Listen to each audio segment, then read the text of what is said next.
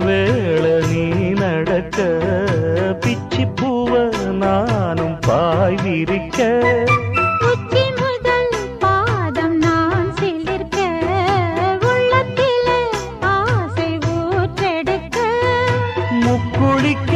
நானும் ஏங்குறேன் முத்தெடுக்க நேரம் பார்க்கிறேன் கொஞ்சம் பொறு இரவு ஆகட்டும்